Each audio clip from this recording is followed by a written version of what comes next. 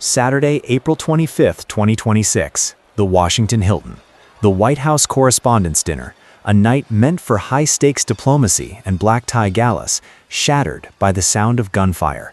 Donald Trump, Melania, and VP J.D. Vance were rushed out by Secret Service detail as panic gripped the ballroom.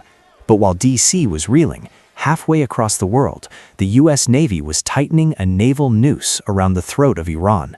Between a failed diplomatic summit in Pakistan, a shooting in the heart of the capital, and a total blockade of the Strait of Hormuz, the world is teetering on the edge of a major conflict. Today, we're breaking down the facts. Was the shooter a lone wolf or part of a larger play? And why did global tensions reach a boiling point this weekend? This is an emergency deep dive. Let's get into it. Let's start with the chaos in Washington. The shooting broke out right as the banquet was underway. The Secret Service moved with clinical precision, shielding the president and whisking him to safety. The suspect is in custody, 31-year-old Cole Thomas Allen, a resident of Torrance, California. But here's the kicker. He doesn't fit the typical profile.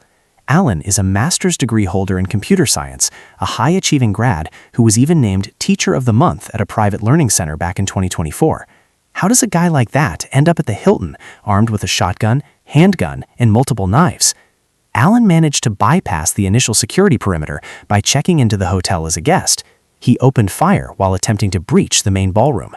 One Secret Service agent took a hit, but his vest saved his life. Trump took to Truth Social immediately, calling the shooter a very sick individual and using the moment to push his plan for a new, ultra-secure ballroom at the White House. But the big question remains. Was the Teacher of the Month acting alone, or were there outside forces looking to derail a pivotal moment in American politics? I have a favor to ask of you. My channel is brand new, so please support me and subscribe to the channel. Thank you. Let's keep going. While D.C. was cleaning up, the Persian Gulf was heating up. Since April 13th, the U.S. has implemented an unprecedented naval blockade. CENTCOM reports that 37 warships are now deployed with one mission: the total shutdown of Iranian oil exports. The primary target, the Shadow Fleet. These are hundreds of aging tankers with their tracking systems turned off, used by Tehran to dodge international sanctions. This week, U.S. Special Forces boarded multiple vessels in the Arabian Sea. The White House has greenlit a maximum pressure playbook. The directive is clear. Any ship entering or leaving Iranian ports without authorization is subject to intercept and seizure. This isn't just a sanction, it's a maritime siege. Iran has retaliated by harassing French and British commercial ships, trying to prove they still control the Strait of Hormuz. We are seeing a double blockade that is sending oil prices through the roof and putting the global economy on a collision course with reality. So why is this happening right now?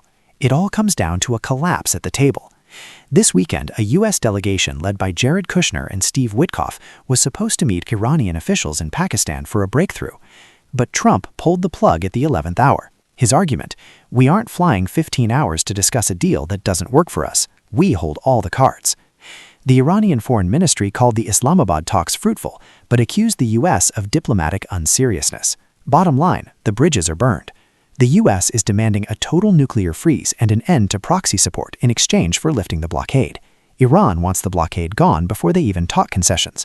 It's a classic stalemate, and right now, it's being settled by warships instead of handshakes. The events of this weekend show that the U.S. has moved into maximum pressure 2.0.